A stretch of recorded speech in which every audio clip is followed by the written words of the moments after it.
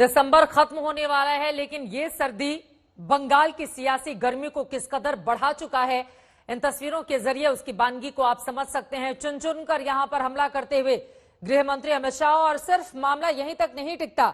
आपको बताते चले कि अब नए साल की सर्दी में तय ये किया गया है कि अमित शाह जनवरी, फरवरी, मार्च, अप्रैल, मई तक बंगाल में सियासी यात्राओं की झड़ी लगाने वाले हैं, और यहां लगभग हर महीने उनका सियासी दौरा होगा, और वो हर महीने 3 दिन से लेकर 7 दिन तक पश्चिम बंगाल में गुजारेंगे। इसी के जरिए बीजेपी बंगाल की इस लड़ाई को कितनी गंभीरता से ले रही है, इस बात को आप समझ सकते हैं। एक तरफ जहां समूचे देश में बड़े बड़े राज्यों में उसकी सरकार है, उसके बावजूद पश्चिम बंगाल की ये जो 294 विधानसभा की सीटें हैं, उनमें ज्यादा से ज्यादा सीटें बीजेपी जीते और नंबर 1 पार्टी बने। इसके लिए इन सियासी दिग्गजों ने अपनी कमर कस ली है, और इसी वजह से पश्चिम बंगाल के वीरभूमि में ये महत्वपूर्ण रोड शो अमित शाह का जो अभी अभी संपन्न हुआ है, जिसके बाद चुन चुन कर ममता बनर्जी सरकार पर उन्होंने हमला किया और ये कहा कि दरअसल बंगाल की जनता परिवर्तन चाहती है, भतीजे की दादागिरी खत्म करने के लिए परिवर्तन अब होकर रहेगा। 5 साल आप हमें देकर दीजिए, देकर देखिए, हम सोनार बांग्ला बनाएंगे, इसका भी दावा यहां पर करते हुए अमित शाह दिखाई दे रहे हैं। बंगाल विजय के लिए भारतीय जनता पार्टी ने अपनी पूरी ताकत, संसाधन और अपने बड़े चुनिंदा चेहरों को लगा दिया है पश्चिम बंगाल जीतने के लिए। अगले महीने से नए साल से बीजेपी के तमाम कद्दावर नेता और खासतौर से जिस चेहरे को आप देख रहे हैं गृह मंत्री अमित शाह, महीने में 3 से 7 दिन पश्चिम बंगाल में गुजारेंगे और वहां पर चुनावी घटनाक्रम, प्रचार, रणनीति, माहौल पर अपनी कड़ी नजर रखेंगे। इन 5 तस्वीरों के जरिए बीजेपी के लिए ये सियासी लड़ाई कितनी अहम है, इसको समझने की कोशिश कीजिए। सबसे पहले गुरुदेव रविंद्रनाथ टैगोर को जाकर उन्होंने नमन किया, अपनी पुष्पांजलि अर्पित की। उसके बाद दौरे का आज दूसरा दिन रहा। विश्व भारती में कार्यक्रम में उन्होंने शिरकत की, लोक कलाकारों के घर पर उन्होंने लंच किया, और उसके बाद बोलपुर में ये लंबा चौड़ा भव्य रोड शो।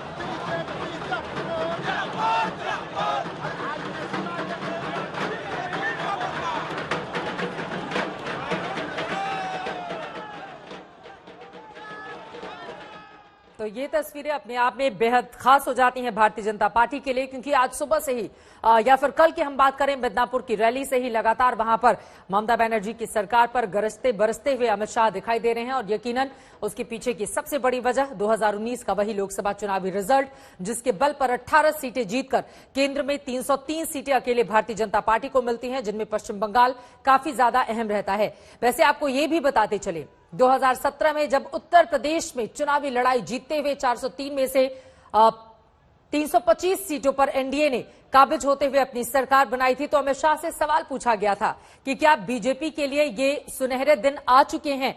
तब उनकी ओर से जवाब दिया गया था कि जब तक केरला और पश्चिम बंगाल में सरकार भारतीय जनता पार्टी नहीं बना लेती है, तब तक उसके सुनहरे दिन नहीं आए हैं।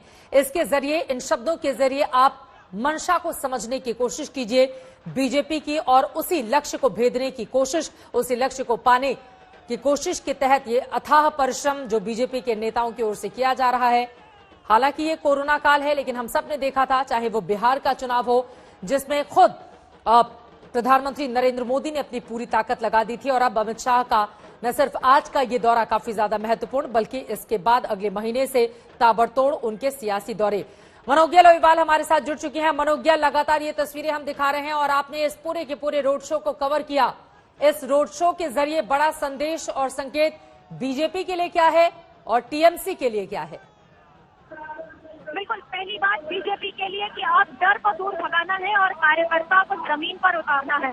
बड़ा संदेश है ये, क्योंकि सड़कों पर लोगों को निकलने में डर रहता था, मारपीट होती थी, हिंसक की घटनाएं आती थी, कई बार कार्यकर्ताओं को मौत की घाट उतार के उनकी लाशों को इधर उधर छोड़ दिया जाता था। वीरभूम हिंसा में काफी आगे रहा है, इसलिए वीरभूम के इलाके में रोड शो करना, इसका मतलब है वीरभूम में टीएमसी के घर में उतर के सर्जिकल स्ट्राइक करना, सड़कों पर कार्यकर्ता और संगठन को मजबूत करना। फिलहाल बंगाल की बात करें तो वीरभूम में भले ही पार्टी शून्य पर हो, न विधायक है, न सांसद है, कॉर्पोरेशन में भी कोई प्रेजेंस नहीं है, लेकिन दूसरे नंबर पर रही थी लोकसभा चुनाव में, और उसी को बुलाने का समय आ गया है। 2021 में कमल खिलाने की तैयारी कर रही है बीजेपी। टीएमसी के लिए ये बड़ी चुनौती होगी। उनका वर्चस्व पिछले 15 वर्षों से इस इलाके में रहा है। अनुब्रत मंडल जैसे दबंग नेता जो डिस्ट्रिक्ट प्रेसिडेंट है और हमेशा अपनी जगह बनाए रखे हैं, भले वो नेता हो या फिर बाकी मारपीट के जरिए जिन पे आरोप लगे हैं, जो बीजेपी ने हमेशा कहा है कि इस जिले में सबसे ज्यादा मारपीट होती रही है, या फिर ये कहकर कि बीजेपी को जिस तरह से तृणमूल कांग्रेस को यहाँ पे समर्थन हासिल है उससे अभी कई गुना ज्यादा पीछे है। लेकिन अपने बड़े नेताओं को देखकर कार्यकर्ताओं में जोश और उल्लास जरूर होता है।